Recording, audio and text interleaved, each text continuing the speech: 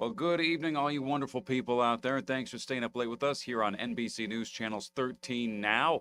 I'm going to break down some of the hot stories we're following today. I'm Steve Coos, your anchor on this news journey. So let's get started. First off, before I begin with any of the stories we're covering locally, we got to mention we just got word that New York City Mayor Eric Adams has been criminally indicted in some sort of conspiracy action.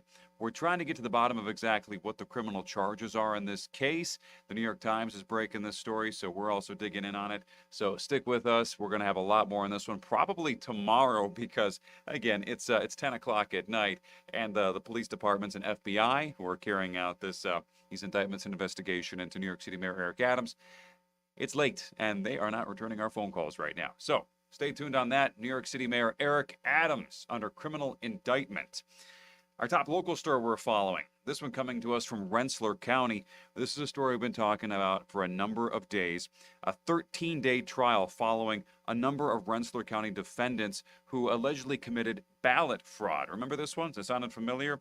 Well, the jury had been deliberating for 2 days now. The jury came back with a verdict. That verdict? Not guilty. All 3 defendants not guilty in the ballot fraud trial in Rensselaer County. The guys who are on trial here, Rich Christ, Jim Gordon, and Leslie Wallace, they were charged with being part of a conspiracy to rig local elections back in 2021. Gordon faced an additional charge of witness tampering. Wallace was accused of lying to the FBI during the course of the investigation. During the trial, the jury got to hear testimonies from several different county employees. Basically, the employees said they didn't know that they were signing absentee ballots, and they signed the envelopes fearful of losing their jobs. That's what the prosecution was trying to prove. But the defense attorneys for all 3 Rensselaer County defendants got the jury to rule otherwise. So, in this case, the people who are on trial, not guilty. Next up, the triple homicide in Vermont now has a new twist to the story. This is the story involving a family of 3, where it turns out the killer was one of their own children, one of their adult children. It's a huge story, and we're getting an update on it. There is going to be an extradition hearing taking place tomorrow for this man here. He's been accused of murdering his family in Vermont. His name, Brian Crossman Jr. Officials say he shot his father to death, killed his stepmother, and also his 13-year-old stepbrother. The shooting happened back on September 15th this month at the family's home in Vermont on Route 133 in the town of Ballot. Crossman Jr. was charged on Friday after investigators said they obtained a lot of evidence, including his own statements, as well as physical evidence such as his own blood that was on clothes of his. There was also digital footprints, including the location of his cell phone, and then a number of pieces of physical evidence Crossman Jr. left at his home.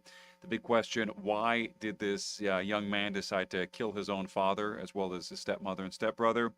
We're trying to get to the bottom of that for you. So count on News Channel 13 to be there tomorrow during this extradition hearing and let you know what happens.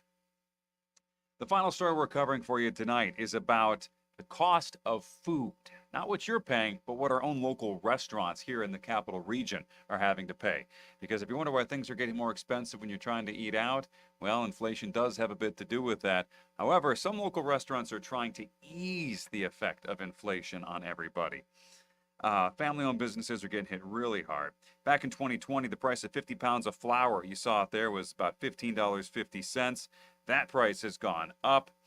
Let me show that one more time. There you go. Back in 2020, $15.50 for a 50-pound flour bag. Now it's almost doubled. 15 dozen eggs in 2020. That was $18. Now, $53 for that many eggs. It is certainly something that's affecting a lot of people, including the good folks over at Paisan's Pizza in Latham. They are still trying to keep their menu prices down as low as they can because they know if prices get too high, their customers aren't going to want to come back and eat there as frequently as they usually do. With the prices of fast food nowadays, though, owners say you're actually better off supporting local small businesses. Plus, you're getting some better food. And I can totally relate to that. I used to take my kids to McDonald's all the time, back when they actually had a dollar menu where things cost an actual dollar. Now it's like twice what we used to pay and so I'm going there a lot less. I love Burger King. Love Burger King.